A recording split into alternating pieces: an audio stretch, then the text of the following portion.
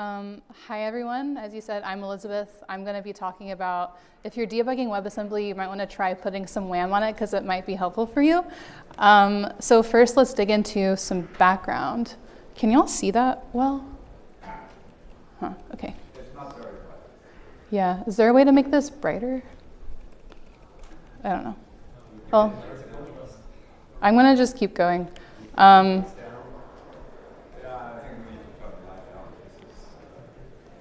I don't know what controls that, but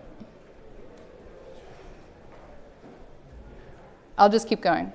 All right, so at a high level, I'm sure a lot of people in this room know what instrumentation is, but just in case anyone is unsure, instrumentation is at a high level injecting some logic to perform some operation, and it's really intentionally a generic definition.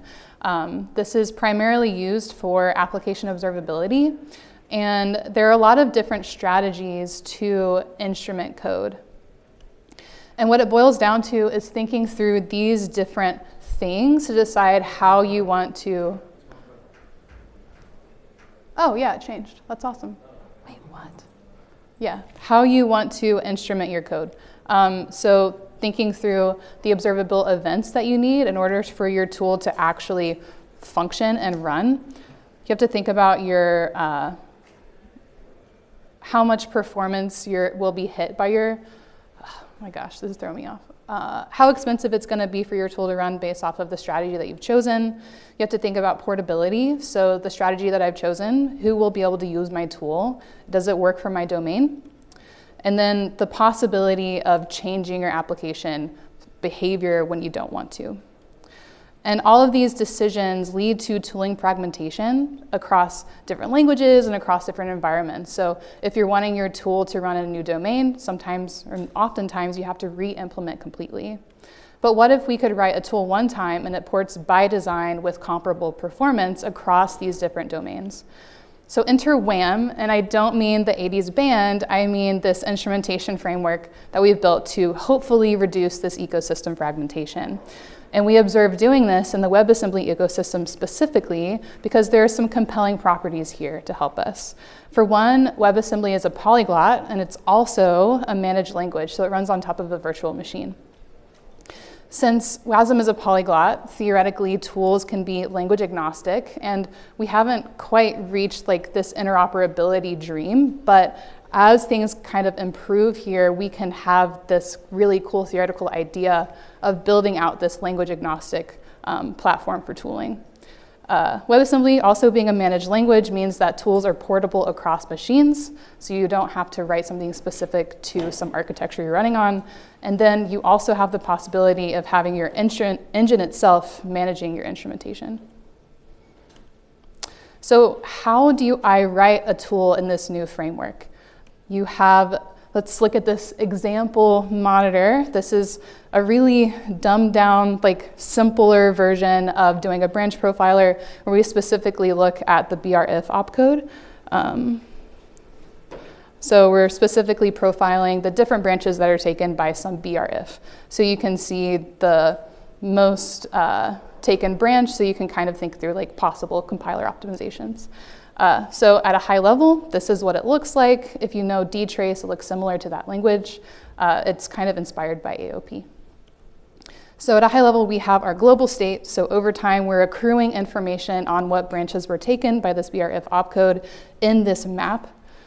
You have where to match. So I want you to find all of the BRIFs that exist, all the BRIF WebAssembly opcodes. I want to inject this logic before the BRIFs that you find, and then if you want to, you can further constrain on the matches. So specifically, this is constraining to only matching on the BRIFs that you find inside the function with the ID number 25. And then you have the logic to run. So this is looking at the top of stack and then incrementing that taken branch by 1. So now we have this tool that we've expressed, this really short branch profiler for BRIF opcodes. How would you apply this tool in the Whamm framework? So you have this high-level architecture where you have this application you want to instrument. You have the tool that you want to apply to your application where you've expressed your instrumentation in terms of this DSL I just showed you. And I didn't show where it can use libraries in this example, but if you need to have more complex tooling logic, we offload that to some general purpose language that compiles to WebAssembly, and then you can call into this complex tooling logic in your script. So then we have the DSL compiler, and this is where it does this instrumentation for us. We have two different targets, and we can either target dynamic instrumentation with the Whamm engine interface, also known as WAY. And when it does this, you'll note that the program itself is not an input to the compiler. And that's because it generates this program agnostic representation of the monitor. And so this tool.wasm output is compiling the script down to WebAssembly. And then there's some extra metadata that's encoded inside this module to instruct the engine on where I want to match and what I want to insert at these match locations dynamically. So when I actually have my application that I'm wanting to apply this to, the engine will see the different probes that exist inside this tool and then dynamically insert my application and then run my now instrumented program. And this is really nice in a lot of different ways. So we have high observability because you can observe bytecode level or engine level events here. You also have high performance because of some optimizations I'm going to talk about in a bit. And there's no intrusiveness risk because the engine itself is managing your instrumentation rather than mixing it all into the same bytecode.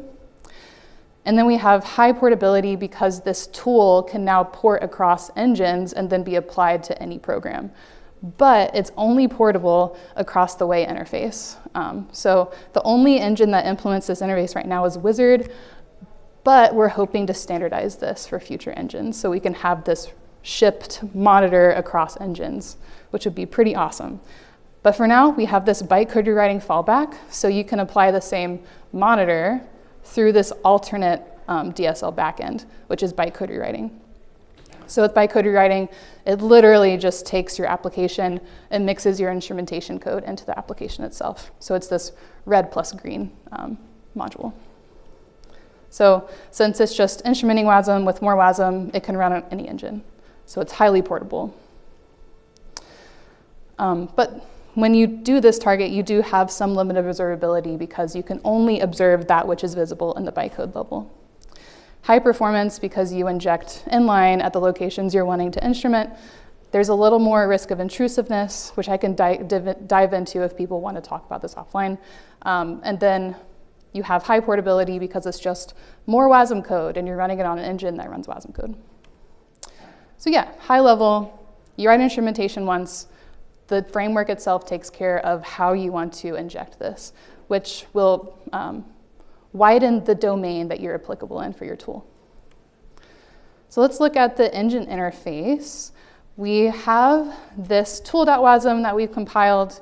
It is targeting the WAY interface, and it has this extra metadata on how you want to apply this instrumentation. So it's requesting the engine to find all of these BR if opcodes, and then I need you to pass me this subset of application state on invocation of the probe callback.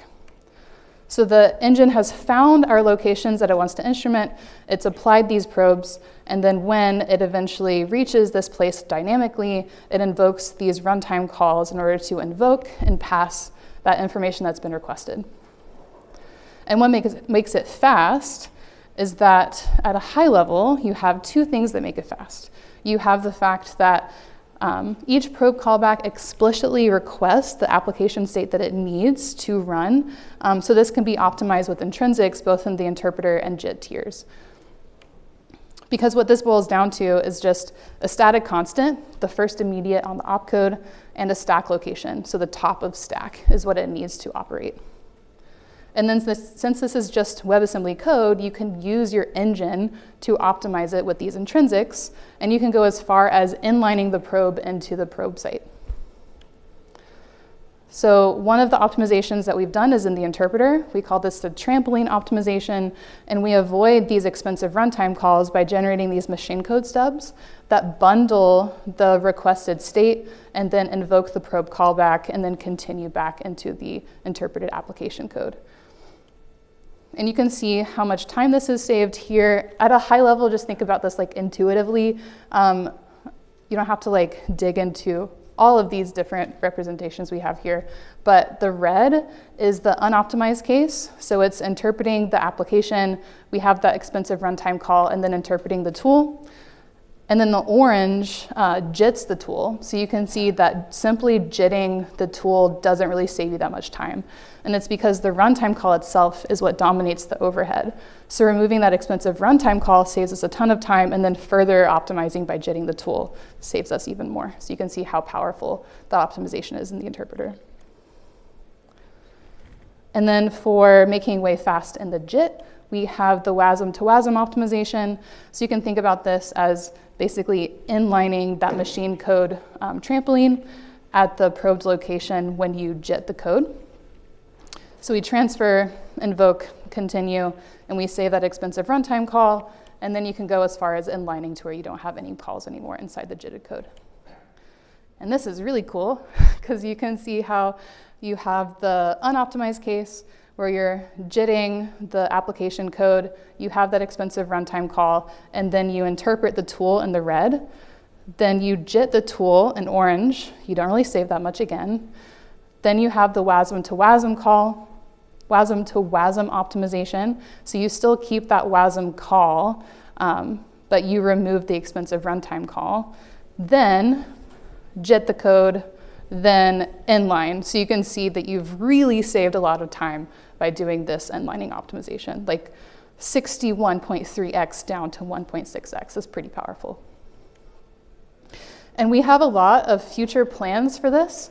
I'm gonna kind of glaze over this, but we wanna explore instrumenting non-Wasm code with Wasm code. We want to extend the DSL to be more expressive for a lot of different use cases. We want to figure out how to standardize this engine interface as well to make this portable instrumentation port where you can ship your own instrumentation with your code, and then study more optimizations and more tiers in the engine. Yeah, so this is what we're doing. If you're interested, please read the paper. Please reach out if you have questions, play around with the DSL. If you find issues or have use cases that you want, reach out to me. Yeah, this is what we're doing. I can take questions now.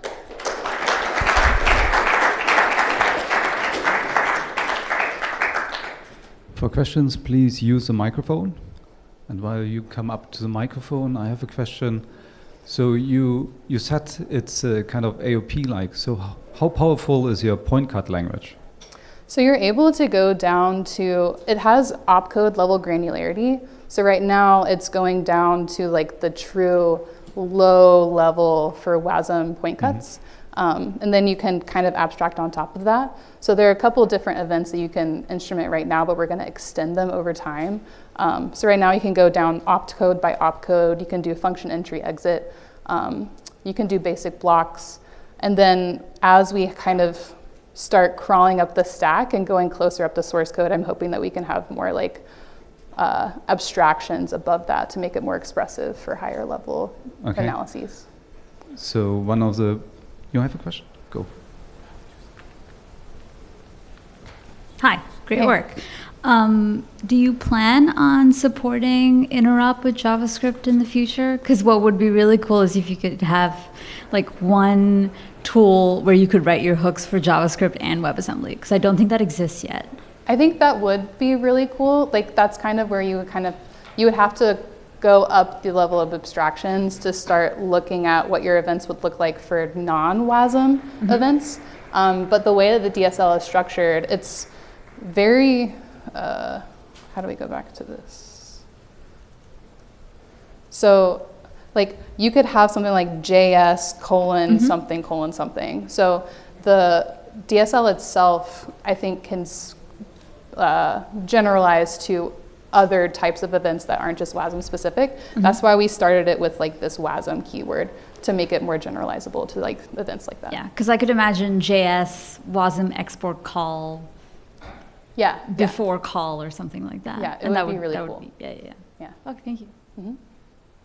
Hi, thanks for the talk, really interesting. I'm doing quite similar work, and I found that sort of in the monitor codes, I sometimes would wish there was a more high-level API to access information that the VM would know, but through rewriting, you don't know. How do you work your way around designing this API then? So you mean like information that's not knowable at the bytecode level, but knowable in the engine? Is that what you're asking? Yeah. So if, oh yeah, go ahead and get set up. If there is like that type of, if you need that type of level of observability, then you would have to use like the engine interface. Because you would need to interact with the engine somehow to get that type of reflection. So the engine exclusive information, do you think it's valuable to also expose it through your interface? So right now, there's not a standardized way to reflect in WebAssembly engines, but as like, if that type of reflection was added to engines, like as an interface, then you could use that in bytecode rewriting. But for right now, since we don't have like standardized reflection, it would need to be something that we expose in way. Okay. Thank you. Yeah.